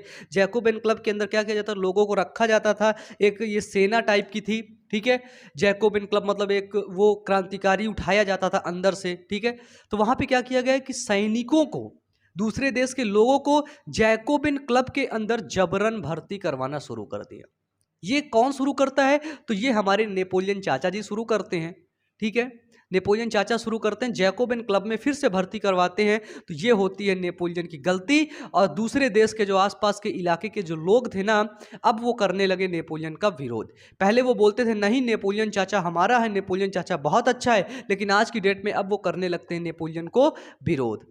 ठीक है, जब वो नेपोलियन का विरोध करते हैं तो आसपास के जो देश की नज़र टिकी थी ना, मैंने बताया ना, तो ये 18वीं शताब्दी के अंदर, ये 17वीं शताब्दी के बाद जो 18वीं शताब्दी के अंदर ये सारी चीज़ें चल रही थी, तब क्या होता है कि पूर्वी और मध्य यूरोप में शक्तिशाली राजा रहते थे। ठीक है, पूर्वी और जो पूर्वी यूरोप है, जो मध्य यूरोप है, उसके अंदर क्या थे, तो उसके अंदर शक्तिशाली राजा थे। ठीक है, तो जो अभी चिल्ला चिल्ला के मैं इसको पढ़ाया, मेरा गला दर्द करने लगा। हाय रे, मेरी जबान टूट गई, मेरा गला दर्द करने लगा, मैं है ना, मैं ये हो गया, मैं वो हो गया। लेकिन फिर से बाउंस बैक करते हैं। कहते हैं ना कि हमें बदला नहीं, बदलाव चाहिए, और बदलाव के लिए आपका बड़ा भाई बायोमन हमेशा खड़ा रहेगा। ठीक है, चलो 18वीं शताब्दी के अंदर क्या होता है, पूर्वी और मध्य यूरोप में, यूरोप के जो शक्तिशाली राजा थे ना, वो राजा भी उससे परेशान हो गए थे। कुलीन वर्ग मतलब जो थोड़ा सा बड़ा वर्ग था, अमीर वर्ग थे, वो लोग भी नेपोलियन से परेशान थे, क्योंकि नेपोलियन ना अमीरों की ना बिल्कुल हेकड़ी छोड़ दी थी। हेकड़ी छीन ली थी। जो अमीर ऐसे टहलते थे ना, गरीबों को मारते थे, जहाँ मिल जाए ले तड़ी तल, ले तड़ी तल, उतार के जूता जूता जूता मारते थे, है ना। गरीबों के ऊपर खूब अत्याचार करते थे। तो ये सब चीज़ें जब नेपोलियन हटा दिया, बोल दिया कि सही से रहना कुलीन वर्ग, ठीक है, जो अमीर वर्ग हैं, अमीर वर्ग के लोग हैं, सही से रहने, बहुत मारेंगे तुमको, बंद कर देंगे। तो ये सब लोग, ये भी परेशान थे, राजा भी परेशान हुई। जब ये जबरन भर्ती करवाने लगा तो वहाँ की प्रजा भी परेशान हो गई। जब प्रजा परेशान होती है तब ये सब लोग इसी इंतजार में थे। कौन? प्रसा, ब्रिटेन, रूस और ऑस्ट्रिया, ये इंतजार में थे, देखें कि नेपोलियन का खूब अब विरोध हो रहा है, ठीक है। कहते हैं कि जिस व्यक्ति के अंदर अच्छाइयाँ होती हैं, जाहिर सी बात है उस व्यक्ति के अंदर बुराइयाँ भी होती हैं। यदि आप लोग मुझे देख रहे हो कि भाई ओमन भैया इतने अच्छे हैं, तो आप लोग कभी मेरी हिस्ट्री देखेंगे, मैं बहुत ज़्यादा बुरा था, ठीक है। और आज भी मैं बुरा बन जाता हूँ लोगों की नज़रों में। क्यों? क्योंकि मैं हमेशा सच बोलता हूँ और जो भी होता है वो मुंह पे बोलता हूँ, ठीक है। गलतियाँ होंगी तो मुंह पे बोलूँगा, अच्छाइयाँ होंगी तो मुंह पे बोलूँगा, मतलब बिल्कुल तुरंत जवाब देने की मेरे अंदर क्षमता है, ठीक है। मैं किसी की सुनता नहीं हूँ। अगर सही बोल रहे हो तो सुनूंगा, लेकिन गलत है तो गलत का मैं विरोध करूंगा। इसीलिए मैं हमेशा गलत हो जाता हूं। हमेशा लोग मुझे मतलब नीचा दिखाने लगते हैं कि यार तू, तेरे अंदर बहुत घमंड आ गया है, ये आ गया वो आ गया, जबकि ऐसा कुछ भी नहीं है। आप मुझसे मिलोगे ना तो हंसते हुए जाओगे, ठीक है। तो ये इन चीज़ों की वजह से लोग मुझे गलत बोलते हैं, ठीक है। लेकिन मैं तो यहाँ बता रहा था नेपोलियन का। तो नेपोलियन की जब कुछ गलतियाँ होती हैं तो आसपास के देश, जो प्रसा हो गया, ब्रिटेन हो गया, रूस हो गया, ऑस्ट्रिया हो गया, इनकी नज़र थी। नेपोलियन देखे विरोध हो रहा था, ठीक है, अब यही विरोध में उन्होंने भी हाथ धो लिया। हाथ धोने का मतलब नेपोलियन पर लड़ाई कर दी, नेपोलियन पर आक्रमण कर दिया। और ये आक्रमण हुआ 1815 के अंदर। कहाँ पर हुआ? तो ये आक्रमण हुआ वाटरलू की लड़ाई, ठीक है। इस जो लड़ाई को नेपोलियन और यूरोप के और देश जब आपस में टकराव करते हैं, आपस में लड़ाई करते हैं, तो उस लड़ाई को बोलते हैं वाटरलू की लड़ाई। और वाटरलू की लड़ाई के अंदर नेपोलियन चाचा हार जाते हैं हमारे। और नेपोलियन जब हार जाते हैं तो 1815 के अंदर जो उनका शासन था वो छोड़ना पड़ता है, ठीक है। उनके शासन को छोड़ना पड़ता है, नेपोलियन को हरा दिया जाता है, नेपोलियन को बंदी बना लिया जाता है, जेल में डाल दिया जाता है। फिर बाद में नेपोलियन जेल के अंदर मर जाते हैं, ठीक है। सोचो इतना बड़ा नाम नेपोलियन, लेकिन ये कौन राजा हराए थे इनको थोड़ा सा कम याद रखा जाता है। लेकिन नेपोलियन आज भी एक ब्रांड है। आज भी जब नेपोलियन का नाम लिया जाता है तो हमारे रोंगटे खड़े होते हैं। आज भी जब नेपोलियन बोनापार्ट का नाम लिया जाता है तो वो हमारे अंदर वो जोश आता है कि यस, नेपोलियन बोनापार्ट, जिनसे अल्पास लांगा, जिसने बड़ी बड़ी सफलताओं को हासिल किया, जो लोग बोलते थे कि ये नामुमकिन है, ये नहीं हो सकता, वो उस चीज़ों को हासिल किया, वो था नेपोलियन, ठीक है। फिर क्या होता है? फिर वाटरलू की लड़ाई होती है। फिर जब वाटरलू की लड़ाई होती है तो बात आती है कि नेपोलियन तो मर गया, अब फ्रांस को संभालेगा कौन? तो फ्रांस को पहले कौन संभाल रहा था? तो पहले यहाँ पे कौन संभाल रहा था? पहले मैंने आपको बताया था ना, लुईस 16। क्या था? लुईस 16। अगर लुईस 16 देखा जाए किस वंश का था, तो लुईस 16 था बुर्बो वंश का, ठीक है। लुईस 16 बारबो वंश, ठीक है। बारबो वंश, बुर्बो वंश जो भी बोलते हैं, ठीक है, बारबो वंश का था लुई 16, ठीक है। तो लुई 16 फिर बारबो वंश को बहाल कर दिया जाता है। बहाल मतलब अब बारबो वंश आ करके फिर क्या करता है, राज करने लगता है फ्रांस के अंदर, और लुई 16 को पुनः शासक बना दिया जाता है। ये चीजें होती हैं यहाँ पे, ठीक है। क्या होता है? तो यही चीजें होती हैं। फिर यहाँ पे क्या होता है? यहाँ पे एक वियना की संधि होती है। सभी लोग जब नेपोलियन को हराते हैं तो एक संधि होती है, वियना की संधि। वियना की संधि के अंदर सभी लोग निर्णय लेते हैं कि कौन वहाँ का राजा बनेगा, ठीक है। इसके आगे क्या होता है? जर्मनी का एकीकरण होता है। 1815 ईस्वी में क्या होता है? वाटरलू की लड़ाई होती है। और वाटरलू की लड़ाई में क्या होता है? नेपोलियन को हरा दिया जाता है। कौन हरा देता है? ये जो फ्रांस होता है वो अपना इटली होता है ना, जर्मनी होता है, प्रसा होता है, ठीक है। ये सब चीज़ें, ये सब लोग मिलकर के क्या करते हैं? नेपोलियन को हरा देते हैं। वो हराए वो किस स्थान पर हराते हैं? तो वो हराते हैं वाटरलू स्थान पर, इसलिए उसको वाटरलू की लड़ाई बोला जाता है, जिसमें नेपोलियन को हार मिलती है, ठीक है। फिर हम लोग देखते हैं कि यहाँ पर जर्मनी का एकीकरण होता है, ठीक है। उसी के बाद जर्मनी के एकीकरण के लिए किया जाता है, जर्मनी का एकीकरण, ठीक है। लेकिन किसी भी कारण से जर्मनी का एकीकरण नहीं हो पाता है, ठीक है। जर्मनी, आपको पता होना चाहिए कि जर्मनी उस समय 39 भागों में बटा था, ठीक है। यानी कि ये जर्मनी है ना, ये देखो, ये 39 भागों में, ये देखो, मतलब 39 भागों में जर्मनी बटा था। तो लोग ये चाहते थे कि भैया ये 39 भाग में जो अलग अलग भाषाएं बोली जाती हैं, अलग अलग मुद्रा चलती हैं, तो इनको एक कर दिया जाए। एकीकरण का मतलब क्या होता है? समझो, एकीकरण वर्ड, ठीक है। यहाँ से जर्मनी का एकीकरण इस जगह से होता है। एकीकरण का मतलब क्या होता है कि इनको मिला करके एक कर दिया जाए, ठीक है। ये जो 39 भागों में बटा है, इसको अब एक कर दिया जाए, उसको बोलते हैं एकीकरण, ठीक है। तो क्या होता है, हम लोग देख रहे थे कि इनका एकीकरण क्यों कर रहे थे, क्योंकि यहाँ पर जो मुद्रा थी, है ना, माप तौल प्रणाली थी, वो सब यहाँ पर अलग अलग थी, है ना, अलग अलग मुद्रा चलती थी। वो अगर एक हो जाएगा तो पूरे में एक मुद्रा चलेगी, ठीक है। फिर टैक्सेस वगैरह कम लगेंगे। इस वजह से लोग चाहते थे कि भैया जर्मनी का एकीकरण हो जाए, ठीक है। तो जर्मनी का एकीकरण किसी भी मतलब, है ना, जर्मनी का एकीकरण यहाँ पर नहीं होता है, ठीक है। यहाँ पर जर्मनी का एकीकरण नहीं हो पाता। एक बार प्रयास किया जाता है लेकिन जर्मनी का एकीकरण नहीं होता है। तो हम लोग देखते हैं कि जब ऑस्ट्रिया, रूस, प्रसा और ब्रिटेन, कौन कौन से रूस देश, ऑस्ट्रिया, बहुत इंटरेस्टिंग चैप्टर है, कहानी की तरह से पढ़ेंगे तो आप लोग वीडियो को लाइक कर दो। ऑस्ट्रिया, रूस, प्रसा और ब्रिटेन, प्रसव मत समझ लेना, ठीक है। हॉस्पिटल में रहता तो वहाँ पे लिखा रहता है प्रसव कक्ष, है ना। हाँ, तो ये जो ऑस्ट्रिया की राजधानी है ना, मैंने आपको बताया नेपोलियन को हरा करके क्या किया गया, बुर्बो वंश को लाया गया। बुर्बो वंश का जो शासक था, पहले राज करता था, कौन था, लुईस 16 राज कर रहा था, ठीक है। तो जो इसकी है ऑस्ट्रिया की राजधानी है ना, वो है वियना, ठीक है, वियना। तो वियना में एक संधि होती है जिसको हम लोग वियना संधि के नाम से जानते हैं, और ये वियना संधि 1815 में होती है। ये चीज़ याद रखना। कहाँ पे होती है, तो ऑस्ट्रिया की राजधानी होती है जिसको अपन लोग बोलते हैं वियना। वियना के अंदर 1815 में एक संधि होती है। और पूछा जाए कि उस समय ऑस्ट्रिया मतलब इसका नेतृत्व कौन कर रहे थे, तो ऑस्ट्रिया के जो उस समय शासक थे, नेतृत्व थे, जिसका नाम था ड्यूक मार्टेनिक, ठीक है। Duke Metternich, sorry Metternich, Duke Metternich थे वो, इस समय यहाँ के शासक हुआ करते थे, ठीक है। तो वो ये क्या किए, ऑस्ट्रिया की संधि हुई, ठीक है, वियना में संधि होती है। और उस संधि में क्या किया जाता है, उस संधि में जो बुर्बो वंश होता है उसको बहाल किया जाता है, और फिर से जो फ्रांस होता है उसका शासक भैया लुईस को बना दिया जाता है। लुईस 16 को बना दिया जाता है। घोषणा कर दी जाती है भैया कि अब फ्रांस का जो शासक है वो नेपोलियन को तो गिरफ्तार कर लिया, नेपोलियन तो जेल में बंद है, वो कुछ कर नहीं सकता। अब फिर लुईस 16 बनेगा। लुईस 16 को हटाया गया था। क्यों हटाया गया था, क्योंकि वो बहुत ज़्यादा अत्याचार कर रहा था, बहुत ज़्यादा क्रूर था वो, ठीक है। फिर देखते देखते क्या हुआ, फिर ये जो लुईस 16 था, फिर ये धीरे धीरे यहाँ पर ये राजा बन गया, ठीक है, हटाया गया, फिर ये धीरे से यहाँ पे राजा बन गया। लेकिन उस समय क्या था, उस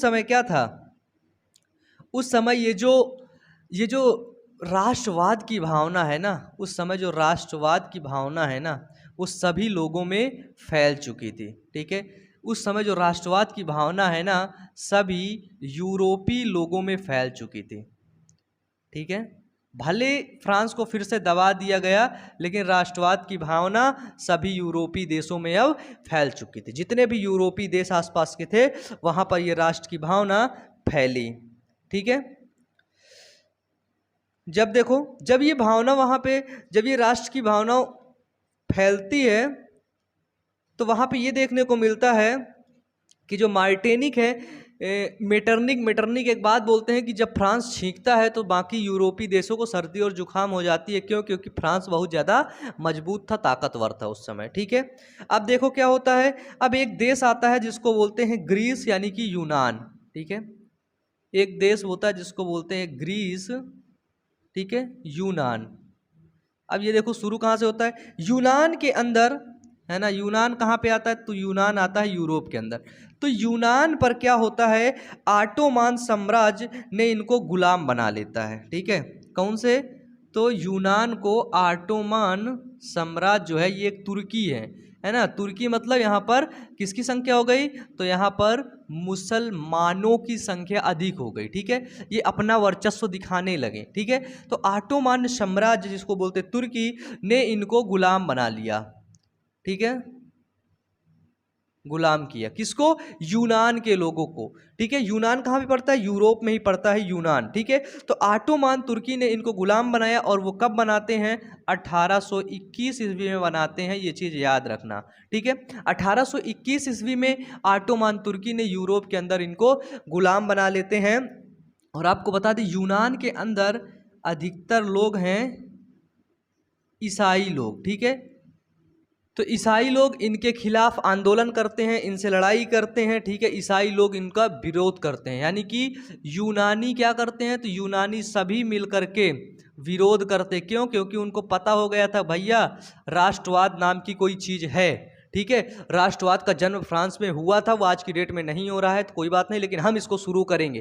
ठीक है, नेपोलियन का शासन हुआ था, वहाँ पे चीज़ें खत्म हो गई थी, लेकिन आज हम इसे चालू करेंगे। और अगर उनको पता था कि अगर आज नहीं हुआ ना तो फिर से राष्ट्रवाद की भावना नहीं होगी, ये चीज़ उन लोगों को पता थी बहुत अच्छे तरीके से। ठीक है, तो यूनान ने उनको विरोध किया। फिर इनके बीच 1832 में एक संधि होती है। ठीक है, जिसको बोलते हैं कुस्तुनतुनिया की संधि। ठीक है,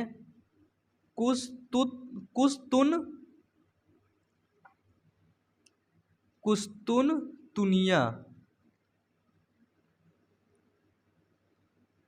ठीक है, तो एक कुस्तुनतुनिया की संधि होती है, और जिस संधि में 1832 के अंदर कौन सी संधि होती है, चीज़ याद रखना, कुस्तुनतुनिया की किनके बीच में? तो ऑटोमान साम्राज्य और यूनान के बीच में एक संधि होती है 1832 में, जिसको अपन लोग बोलते हैं कुस्तुनतुनिया की संधि। इस संधि में क्या किया जाता है? जो यूनान होता है उसको बोल दिया जाता है कि जा बेटा जा, अब तू हो गया आज़ाद। क्या बोला? जा बेटा जा, अब तू हो गया आज़ाद। तो यूनान बहुत ज़्यादा खुश हो जाता है और वो आज़ादी के अब जश्न मनाने लगता है। ठीक है, ये सारी चीज़ें अब यहीं पर चल ही रही थी, तभी हमको देखने को मिलता है इटली जो देश होता है, इटली के देश में एकीकरण की भावनाएं शुरू हो जाती हैं। इटली के अंदर जर्मनी का एकीकरण हम लोगों ने देखा, लेकिन जर्मनी का एकीकरण वहाँ पर नहीं हो पाया है। जर्मनी का एकीकरण अभी फिर से एक बार और होगा, तब वो एकीकरण एक बार में होगा। ठीक है, तो अब हम लोग क्या देखेंगे? इटली का एकीकरण। ठीक है, तो इसको मिटा दे, तो इसको आप लोग अपने कॉपी में नोट डाउन कर सकते हैं। ठीक है, आज पूरा चैप्टर पढ़ने वाले हैं, आज फाड़ देंगे। सच में आज बिल्कुल गला दर्द ही कर रहा है, लेकिन आज इस चैप्टर को फाड़ देंगे, निचोड़ देंगे। ठीक है, तो जल्दी से वीडियो को लाइक कर दो आप लोग, बिल्कुल बिल्कुल तुम लोगों जल्दी से लाइक करो। जितने भी लोगों ने लाइक नहीं किया वीडियो को, लाइक नहीं करोगे तुम्हारा मोबाइल फूट जाएगा, तुम्हारे मोबाइल की स्क्रीन चली जाएगी, तुम्हारा डाटा ख़त्म हो जाएगा और फिर तुम रोने लगोगे, फिर मैं देख के हंसने लगूंगा। ऐसा कुछ भी नहीं होगा। लाइक नहीं करोगे तो सिर्फ और सिर्फ मैं तुम्हारी पिटाई करूंगा। ठीक है, अब देखो, अब आता है भैया इटली का एकीकरण। क्या आता है? इटली का एकीकरण। एकीकरण का मतलब क्या होता है? एकीकरण का अर्थ क्या होता है? बताइए, आप लोग समझ गए हैं कि नहीं अच्छे तरीके से कि एकीकरण का मतलब क्या होता है, एकीकरण का अर्थ क्या होता है? एकीकरण मतलब भैया अब हमको एक करना है। तो इटली उस समय 7 भागों में बटा था। कितने भागों में? 7 भाग में। ठीक है, इटली जैसे ये है तो 7 भागों में, 1 2 3 4 5 6 और ये 7। तो इटली कितने भागों में बटा था? इटली 7 भागों में बटा था, और जो इनका शासक था वो देश से भाग गया था। है ना, इसमें लिख रखा है शासक देश से भागा, इटली का शासक। ठीक है, इटली के शासक ने, है ना, इटली का शासक, हाँ हाँ हाँ, बस समझो, जो इटली का शासक होता है, इटली के अंदर एक क्रांतिकारी होता है। समझना, इटली के अंदर एक क्रांतिकारी होता है, इटली क्रांतिकारी होता है ना। मैं इसको अपने कोडिंग वर्ड में लिख रखा था इसको, है ना, समझाने के लिए। कोडिंग वर्ड अभी मुझको समझ ही नहीं आ रही। तो इटली के अंदर एक क्रांतिकारी होते जिसका नाम था जोसेफ मेजनी, है ना, जोसेफ, ऐसा नाम था भैया, इनके पप्पा नाम रखने में डरे नहीं, मेजनी। जोसेफ मेजनी क्या थे? क्रांतिकारी थे। क्रांतिकारी मतलब राष्ट्रवादी थे। ये इटली का एकीकरण चाहते थे, इटली को एक करना चाहते थे। ठीक है, तो क्या होता है कि इटली के जो शासक है ना, इनको भगा देते हैं। क्योंकि इटली के शासक को डर था कि भैया ये क्रांतिकारी है, ये लोगों को भड़काएगा, लोगों के अंदर हिंसा जगाएगा, और जब लोगों के अंदर हिंसा जगेगी ना तो जो मैं शासन कर रहा हूँ ना इनके ऊपर, ये जो शासक यहाँ पे था इटली का शासक, ठीक है, वो डर रहा था कहीं ना कहीं जोसेफ से, ठीक है। तो इसने उनको इटली पर आने पर रोक लगा दी, पाबंदी लगा दी। जोसेफ चाचा तुम उधर ही रहो, इधर दिखाई दिए तो सच में तुमको बांध बांध के मारा, ठीक है। जब इधर ये इटली के अंदर जोसेफ मेजनी 1830 के अंदर एक क्रांतिकारी हुआ करते थे, ठीक है। इनके जोसेफ मेजनी ने संगठन बनाया और इनके दो संगठन बनाया, यंग इटली और यंग यूरोप, 1834 के अंदर, ठीक है। इन्होंने एक संगठन बनाया जिसका नाम था यंग इटली और इसका नाम था यंग यूरोप। तो यंग यूरोप जो संगठन था उन्होंने 1834 ईस्वी में बनाया, यानी कि लोगों को धीरे धीरे मतलब जागरूक करते करते करते करते यूरोप के लोगों तक ये जागरूक कर पहुंच गए, ठीक है। तो इनका एक सपना था, इन क्रांतिकारी भाई साहब का एक सपना था। क्या सपना था? कि लोकतांत्रिक देश बनाना है, जो इटली में राजतंत्र है ना उसको हटा करके लोकतांत्रिक देश बनाना है। बच्चे बताओ लोकतांत्रिक देश क्या है? मैंने आपको बताया ना अभी, लोकतांत्रिक देश। लोकतांत्रिक को हम लोग प्रजातांत्रिक भी बोल सकते हैं, ठीक है। प्रजातांत्रिक मतलब वहाँ पे प्रजा का राज होता है, प्रजा वहाँ पर राज्य करती है, ठीक है। लोकतांत्रिक देश यानी कि प्रजातांत्रिक देश बनाना चाहते थे, ठीक है। तो ये क्या करते थे? ये देश प्रेम की भावना लोगों के प्रति जागरूक करते थे, है ना। देश प्रेम की भावना ये बताते थे कि भैया वो जो राजा टहल रहा है ना, राजा के चक्कर में मत रहो, राजा दुष्ट आदमी है, राजा वाजा कुछ नहीं है, राष्ट्र के प्रति प्रेम करो। देश प्रेम की भावना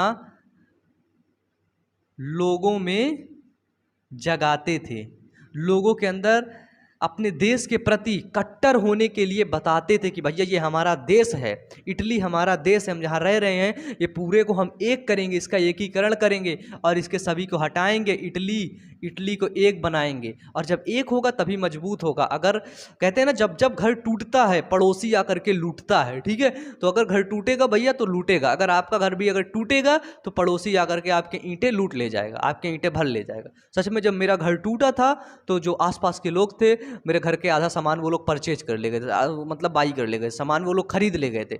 घर टूटा उसका सामान खरीद ले गए, मतलब सब लूट ले गए। आधे पैसा में खरीदेंगे, पूरा पैसा तो देंगे नहीं ना। तो क्या होता है? देश प्रेम की भावना होती है लोगों के अंदर, और यही लोग क्या करते हैं? इटली के लोगों के प्रति जीत दिलाते हैं, ठीक है। फिर बात आती है, जोसेफ मेजनी अपना काम कर ही रहे थे, लेकिन जोसेफ मेजनी अकेले के दम पर ये असफल रहे, ठीक है। जोसेफ मेजनी क्या हुए, कितना भी मतलब इनके पास नॉलेज था, लेकिन फिर भी इनको असफलता हाथ लगी, यानी कि सफल नहीं हो पाए। फिर क्या होता है? फिर आता है 1870 की बात। 1870 में एकीकरण हो गया। बताओ, बहुत खुशी की बात, लेकिन दुख की बात यह है कि जोसेफ मेजनी के साथ साथ दो लोग और आते हैं, तब जाकर के एकीकरण होता है, जिसको बोलते हैं गैरीबाल्डी और काबूर, ठीक है। गैरीबाल्डी और काबूर और मेजनी तीन लोगों ने क्या किया? तीन लोगों ने, है ना, आंदोलन किया, लड़ाई किया, युद्ध किया, ठीक है। तीनों लोगों ने क्या किया? तो तीनों लोगों ने युद्ध किया, और युद्ध वो लोग जीत भी गए, और जीत में उनको क्या मिला? जीत में उनको ये जो असफलता थी ना, यही उनको सफलता मिल गई, ठीक है। सफलता मिल गई, और सफलता किस रूप में थी? 1878 ईस्वी में क्या हुआ? तो 1878 ईस्वी में इटली का एकीकरण इन लोगों ने कर दिया मिल करके। जब इटली का एकीकरण हो गया तो इटली के अंदर क्या हो गई? इटली के अंदर फिर लोकतांत्रिक देश हो गया, प्रजातंत्र आ गया, अब प्रजा का राज चलने लगा। अब जो प्रजा कहती थी, अब इटली के अंदर वही होता था, सभी लोग खुश हो गए, ठीक है। लेकिन ये जो लोगों को जागरूक करते थे ना, लोगों को देश प्रेम की भावना लोगों के अंदर किस प्रकार से जगाते थे, मैंने आपको शुरुआती दौर में ही बताया था कि क्या करते थे? राष्ट्रगीत बनाते थे, राष्ट्रध्वज बनाते थे, है ना, राष्ट्रभाषा का निर्माण कर देते थे, लोकगीत बनाते थे, कुछ ऐसी गीत जो गाया करते थे, तो सब लोग समझ जाते थे कि भैया ये पूरे इटली को रिप्रेजेंट कर रहा है। जैसे आज हम वंदे मातरम बोल देंगे तो हम पूरे भारत को रिप्रेजेंट करेंगे, ठीक है। इस तरह करके ये लोगों के अंदर जगाएं और अंत में इन्होंने इटली का एकीकरण 1970 में कर लिए। ठीक है। अब क्या होता है, अब भैया इटली का तो एकीकरण हो गया, अब लगे हाथ जर्मनी भी सोचता है ना, कि मेरा भी एकीकरण हो जाए। तो ये जो डेट है ना बाबू, इस डेट को याद रखना, बहुत इंपॉर्टेंट डेट बता रहा हूँ। ठीक है।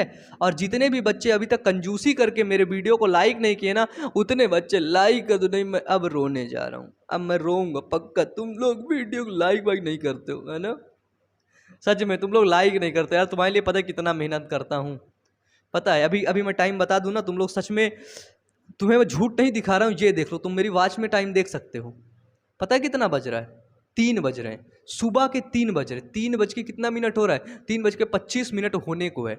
आज सैटरडे है, ठीक है। डेट भी आप लोग देख सकते हो, 3:25 पर ये लेक्चर शूट हो रहा है, समझ लो। क्योंकि मैं आपको बताया था कि ये जो स्टूडियो है, ये है ना DSLR की हम लोग वो कर रहे हैं इस वजह से। तो ठीक है, तो चले हम लोग आगे बढ़े जल्दी से। वीडियो को जितने बच्चे नहीं किए हो ना, लाइक बचा करके रखे हो, घर ले जाओगे अचार डालोगे, कर दो यार, लाइक पे कुछ नहीं जाता, मेरे को बहुत अच्छा लगता है। आप लोग कमेंट करके बताना, रिव्यू देना जरूर, ठीक है। आप कुछ सामान परचेज करते तो उसका रिव्यू देते ना, यार अच्छा है खराब है, तो इधर पढ़ के गए हो तो जरूर रिव्यू देना कमेंट बॉक्स में, कमेंट करके कि भैया आपने सच में अच्छा पढ़ाया, या नहीं बुरा पढ़ाया ना, भद्दा पढ़ाया ना, तो नीचे कमेंट बॉक्स में कमेंट करके बता देना कि यार भैया सच में तुम बहुत भद्दा पढ़ाए हो, तो तुमसे पढ़ने का मन नहीं कर रहा है, ठीक है। अब होता है जर्मनी का एकीकरण होता है। जर्मनी का एकीकरण सन 1848 में की गई थी भैया। वो कोशिशें क्या थी? कमजोर थी, वो कोशिशें कम, मतलब वो थी, ठीक है। तो जर्मनी के एकीकरण में बात आती है 18 मई 1848, ठीक है। 18 मई 1848 को दिन क्या होता है, ये जर्मनी, हमने आपको बताया था पहले ही, जर्मनी 39 भागों में बटा था। कितने भागों में? 1-2 भागों में नहीं, 2-4-10 भागों में नहीं, जर्मनी टोटल 39 भागों में बटा था। तो 39 जो इसके भाग थे ना, जैसे ये जर्मनी है ना, हमने देखा ये क्या है, तो ये जर्मनी है। जर्मनी के आसपास के कौन से इलाके, जैसे ऑस्ट्रिया हुआ, फ्रांस हुआ, डेनमार्क हुआ, ठीक है। क्या हुआ? ऑस्ट्रिया, फ्रांस, है ना, डेनमार्क। तो वो क्या कर रहे थे पता है? वो भी इसके इलाके से सटे थे। जैसे ऑस्ट्रिया यहाँ तक है, तो ऑस्ट्रिया ये कब्जा कर लिया, ये देखो। ये फ्रांस आया तो फ्रांस देखा, ये कब्जा कर लिया, देखो जर्मनी के अंदर घुस के से कब्जा कर रहा है। डेनमार्क देखा, ये कब्जा कर लिया। तो जर्मनी भैया कितना बचा? ये छोटा सा बचा, ठीक है। अब इतने में जर्मनी क्या क्या करेगा बताओ मेरे से, क्या क्या करेगा भैया? इतने में जर्मनी बैठ के रोएगा, अबे हमार कब्जा कैली न, हम क्या करिए। ऐसे रोएगा क्या? ऐसे नहीं रोएगा। जर्मनी के अंदर क्या होता है, फिर से जर्मनी के अंदर जो ऑटोमान बिस्मार्क, मैंने आपको बताया था, ऑटोमान बिस्मार्क याद करो, भी थोड़ी देर पहले बताया था, ठीक है। तो क्या होता है यहाँ पर, ऑटोमान बिस्मार्क आते हैं, जो कि प्रसिया के नेतृत्व कर रहे थे, ठीक है। प्रसा जो होता है, प्रसिया के नेतृत्व कर रहे थे ऑटोमान बिस्मार्क, ठीक है। ऑटोमान बिस्मार्क ये क्या थे? तो ये जो प्रसा है ना, प्रसिया है, उसके है ना, मतलब नेतृत्व कर रहे थे, प्रसवा का है ना, प्रसिया का नेतृत्व कर रहे थे, ठीक है। तो इन्होंने क्या किया, इन्होंने जर्मनी के एकीकरण करने की कोशिश की। क्या की? सिर्फ कोशिश की कि भैया जो आसपास के इलाके इस जर्मनी को दबा करके रखे हैं, अब उनसे जर्मनी को हम आज़ादी दिलाएंगे, ठीक है। तो इन्होंने क्या किया, जर्मनी को एकीकरण करने की, है ना। जर्मनी को जो देखो, ऑस्ट्रिया भी इधर से दबा रहा है, ये देखो दबा दिया ना। फिर देखो इधर से फ्रांस भी दबा रहा है, दबा दिया ना। डेनमार्क भी दबा रहा है, देखो कितना इसको जर्मनी को दबा डाला, है ना। देख रहे हो यहाँ पे, आप इसको देख लो, अगर ये कितना बचा, मतलब मैं समझाने का प्रयास कर रहा हूँ, कितना बचा जर्मनी बताओ। बिल्कुल थोड़ा सा बचा बाबू, बता दो जल्दी से बता दो। जर्मनी को सबने मिलकर के दबा डाला। वीडियो को लाइक कर दो, जितने भी दबा के वीडियो को लाइक कर दो, बिल्कुल है ना, दबा के वीडियो के लाइक हो जाने चाहिए। ये देखो इतना बचा जर्मनी, जबकि है कितना बड़ा, बहुत बड़ा सा है जर्मनी। जर्मनी के एकीकरण के लिए ऑटोमान बिस्मार्क आते हैं, कब? 18 मई 1948 के दिन, ठीक है। 18 मई का दिन होता है 1948 में आते हैं कौन? ऑटोमान बिस्मार्क, जो कि प्रसिया जिसको बोलते हैं, प्रसा बोलते हैं, प्रसा के एक नेतृत्व थे, ठीक है, नेता थे, ठीक है। तो उन्होंने क्या किया, तो उन्होंने ऑस्ट्रिया के खिलाफ, फ्रांस के खिलाफ और डेनमार्क के खिलाफ, ठीक है। ऑटोमान बिस्मार्क ने क्या किया, ऑटोमान बिस्मार्क ऑस्ट्रिया के खिलाफ, ठीक है भैया, ऑस्ट्रिया बहुत उछल के फिर रहा था ना, मैंने कब्जा कर लिया, मैंने कब्जा कर लिया। ठीक है, ऑस्ट्रिया, फ्रांस और डेनमार्क। ठीक है, फ्रांस और डेनमार्क के खिलाफ इन्होंने युद्ध किया। कौन? Ottoman Bismarck. तो ऑटोमान बिस्मार्क थोड़ा सा मतलब मजबूत आदमी थे, इनके पीछे बैक सपोर्ट बहुत था। ठीक है, जब इन्होंने युद्ध किया इनके साथ कि भैया भाग जाओ नहीं तो मैं बहुत मारेंगे, तो ऑटोमान बिस्मार्क युद्ध जीत लेते हैं। मतलब इनको भैया हम बोल सकते हैं नेपोलियन का छोटा भाई था ये, है ना, बहुत लड़ाई करता था। ठीक है, तो ऑटोमान बिस्मार्क क्या करते हैं, 1848 के अंदर युद्ध जीत लेते हैं। नेपोलियन का शासनकाल कितना था? 1804 से 1815, याद रखना डेट। ठीक है, डेट ना भूलना, नहीं बिल्कुल तुमको डंडा डंडा मारेंगे, फिर समोसा पार्टी तुम लोगों को नहीं देंगे, फिर तुम लोग को क्या देंगे? सिर्फ डंडा देंगे, घूसा देंगे, डंडा डंडा तुम लोग को पीटेंगे। ठीक है, इधर क्या होता है, युद्ध होता है और युद्ध जीत लेता है। तो युद्ध कौन जीतता है? याद रखना, ऑटोमान बिस्मार्क। ठीक है, अब देखो ऑटोमान जब बिस्मार्क युद्ध को जीत लेता है तो ये इतने दिन में नहीं हो गया, ये घटना चली 1871 तक। कब चली? 1871 तक। 1848 में शुरुआत हो जाती है एकीकरण करने की फिर से, और 1871 तक ये घटना चलती है। कब? जब युद्ध जीत लिया जाता है तब। जब युद्ध जीता जाता है तो यहाँ पे देखा जाता है कि अब जर्मनी का शासक किसको बनाया जाए। ठीक है, जर्मनी के अंदर अब कौन रहेगा जो सही से राज कर सके। ठीक है, तो सबसे पहले जो प्रसिया था, जो प्रसा के जो राजा थे, राजा विलियम प्रथम। ठीक है, राजा विलियम प्रथम थे। तो ये क्या ऑटोमान बिस्मार्क ने क्या किया? तो उन्होंने किया कि राजा विलियम प्रथम को जर्मनी का शासक बना दिया। ठीक है, सोचो पहले भी राजनीति कितनी गजब से चलती थी। हमें लगता है आज की राजनीति बहुत भद्दी है ना, उससे पहले की राजनीति भी बहुत मतलब खराब हुआ करती थी। तो जो सब लोग राजनीति करके नेपोलियन को हरा दिए, जो आखिर अच्छा काम कर रहा था। इसके बाद देखो कब्जा कर रहे थे, है ना, सारी चीज़ें यार जो जैसे समय के हिसाब से ना वैसे सब ठीक है। ठीक है, जैसे आप समय के हिसाब से भी पढ़ रहे हो, ठीक है, चलो चलाओ, जो चल रहा है चलाओ, आगे जो होगा देखा जाएगा। मैं हूं तुम लोग के साथ, परेशान मत होना, आगे जो होगा देखा जाएगा। क्लास 10 की साइंस जा करके पढ़ लेना, चैनल पर पूरे एक एक वीडियो अपलोड है साइंस वाइंस के मामले में। मैं अपन तो बिल्कुल पढ़ाने के मामले में बिल्कुल राजा। ठीक है, उधर फिर रुकने को नहीं, झुकने को नहीं। ठीक है, तो इन्हीं को बादशाह बना दिया जाता है, इन्हीं को राजा बना दिया जाता है। किसको? राजा विलियम प्रथम को जर्मनी का नया शासक बना दिया जाता है।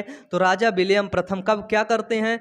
तो वो जाते हैं जर्मनी के अंदर शासन करते हैं। ठीक है, ये बात कब की होती है? ये बात होती है 1871 की। ठीक है, 1871 के अंदर क्या होता है, जर्मनी को एक स्वतंत्र देश बन जाता है, स्वतंत्र देश घोषित कर दिया जाता है। ठीक है, उसको एक देश का दर्जा मिल जाता है। ठीक है, उसकी मुद्रा, बैंक और भी जो व्यवसाय है, ठीक है, खाद्य व्यवसाय है, उसकी मुद्रा, बैंक, वो सारी चीज़ें क्या होती हैं, उसकी व्यवस्था कर दी जाती है। और 19वीं सदी में क्या होता है, ये जर्मनी के अंदर जब शासक लोग आते हैं, ठीक है, राजवाज करते हैं, तो यहीं पर इनके लोगों के अंदर क्या होता है, इनके लोगों के अंदर तभी तो जीता गया। कब? इनके लोगों के अंदर राष्ट्रवाद की भावना शुरू की गई। ठीक है, राष्ट्रवाद की भावना। तो जर्मनी का यदि पूछा जाए राष्ट्र प्रतीक क्या है, अक्सर पूछा जाता है। ठीक है, मैं अभी हाल ही में, अभी नहीं, इसके पहले वाले सेशन में मैं पढ़ रहा था जर्मनी के एकीकरण के बारे में, तो ये बालूत का वृक्ष करके आ रहा था। ठीक है, जर्मनी का राष्ट्र प्रतीक पूछा जाता है। ठीक है, राष्ट्र प्रतीक अगर पूछा जाए तो जर्मनी का, तो जर्मेनिया को जर्मनी का राष्ट्र प्रतीक बनाया गया था। जर्मेनिया को आप गूगल करके देख सकते हैं। ठीक है, और इसी जर्मेनिया को वीरता का प्रतीक भी कहा जाता है। राष्ट्र का प्रतीक बनाया गया और इसी को वीरता का प्रतीक भी कहा जाता था। ठीक है, क्या बोलते थे इसी को? भैया ये वीर है। ठीक है, और जो वीरता का प्रतीक है तो इसको बालूत वृक्ष के पत्तों का मुकुट पहनाए थे। ठीक है, किसका? बालूत एक वृक्ष होता है, बालूत वृक्ष पवित्र वृक्ष होता है, महान वृक्ष होता है, उसके पत्तों का मुकुट जर्मेनिया को पहनाते हैं और बताते हैं कि ये एक वीरता का प्रतीक है।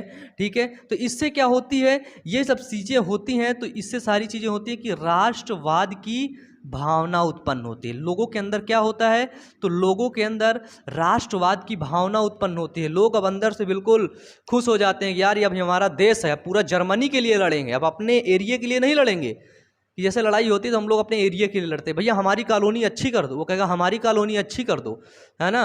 लेकिन कोई आदमी वहाँ पे ऐसा होगा बोलेगा सब कॉलोनी अच्छी करो, जितनी जितनी इस एरिया के अंदर कॉलोनी है सब कॉलोनी अच्छी करो, मैं एक कॉलोनी अच्छी नहीं करवाऊंगा, अपनी बस अच्छी नहीं करवाऊंगा, सब अच्छी करो। उसे बोलते हैं राष्ट्रवादी, ठीक है। वो बोलेगा भैया देख तेरी किए दे रहे हैं, फालतू का बहसबाजी मत कर, सबका मत करवा, बहुत महंगा पड़ जाएगा। बोलेगा नहीं मैंने कह दिया तो कह दिया, अब मैंने कहा सब कॉलोनी अच्छी करो, तुम्हें करना पड़ेगा, नहीं करोगे तो तुम मार खाओगे, ठीक है ना। मैं तुम्हारे खिलाफ मुकदमा कर दूंगा, मैं तुम्हारे खिलाफ क्या कर दूंगा, शिकायत कर दूंगा, ठीक है।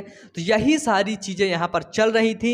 और एक अब बात आती है ना, यूरोप में राष्ट्रवाद देखिए अब यहाँ पे ये ख़त्म होने के कगार पे है, ठीक है। आप लोगों के बुक में लिख रखा होगा एक बाल्कन एक क्षेत्र होता है, ठीक है। बाल्कन यूरोप के अंदर का ही एक क्षेत्र होता है। ये एक नया कीड़ा मेरे को देखने को मिला है ना, मेरे हाथ में आया, नहीं मेरे को काटा नहीं है ना, मैं बड़ा हैप्पी हूँ भाई, है ना। पहले मैं पता है एक बार मैं बाइक से जा रहा था, मुझे याद है ये इंसिडेंट बहुत खतरनाक हुआ था। पता है बाइक से जा रहा था, मैं हेलमेट लगाया था। अब मेरे को पता है आप लोग कभी मेरे से मिलेंगे ना तो मैं हमेशा बाइक में अगर थोड़ा सा भी मैं दूर गया 2-4 किलोमीटर की यात्रा किया, तुरंत हेलमेट और जूते मेरे पास होने चाहिए, ठीक है, तभी बाइक, नहीं तो पैदल चला जाऊँगा भाई, जाऊँगा नहीं मैं, ठीक है। तो क्या था, मैं बाइक से जा रहा था और उस हेलमेट के अंदर वो एक होता है ना काटने वाला, क्या बोलते हैं उसको,